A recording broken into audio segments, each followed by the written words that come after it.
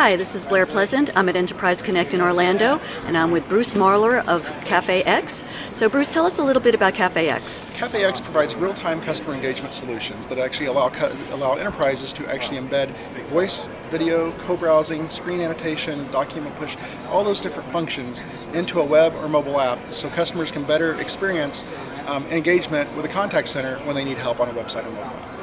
Okay, so you have a demo here. What are you going to show us? What I'm going to show you is the example of kind of a day in the life of someone that's coming into a website, going to do a major financial transaction, something like apply for a loan for a car or a lease for a car, and then they determine that they need some help going through this process.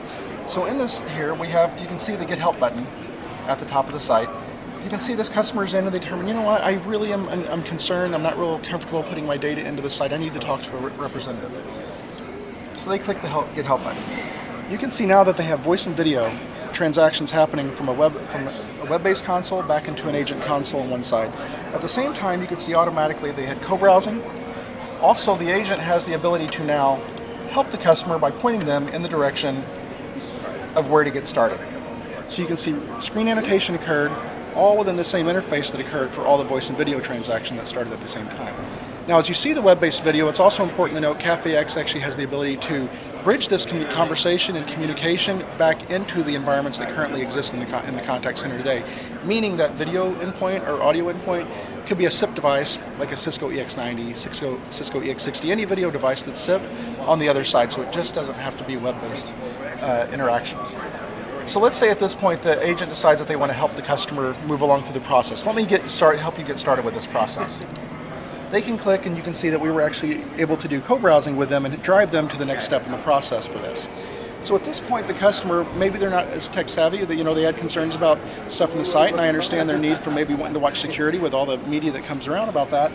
Now they want to be able to say, maybe I want a PDF version of this document. Maybe I want to be able to see that and download that and do that rather than put my information in. I'm kind of scared about putting my information into the site.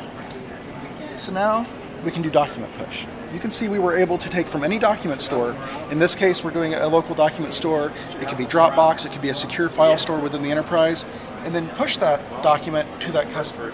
So the customer is looking at the credit application now.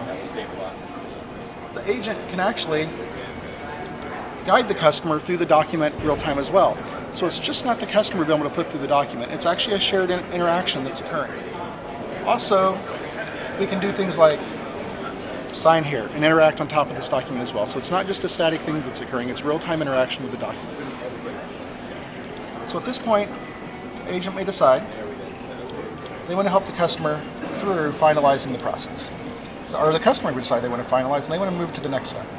So at this point, they come to the end of the process. We've taken advantage of our co-browsing solution, which is really leading the market in how we actually do it these days compared to legacy co-browsing solutions, which were pushing for full document models from browser to browser, which could in turn cause rendering issues if the agent had a different browser than the customer.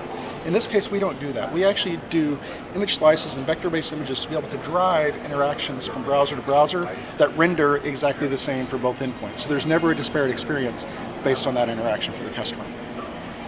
At the end, though, we may find that the customer wants to go to a different support. The agent wants to send somebody to a different support portal. Something like this, so we can actually do URL push as well, because it may be something that's outside of the current website that the agent wants to send somebody to. So we can do things like URL push, and then push them directly to a link. It could be a survey, it could be a support portal, wherever it may be, and actually do URL push as well. Okay, so that's our Live Assist demo. Thank you. Great, thank you very much, Bruce. Thank you.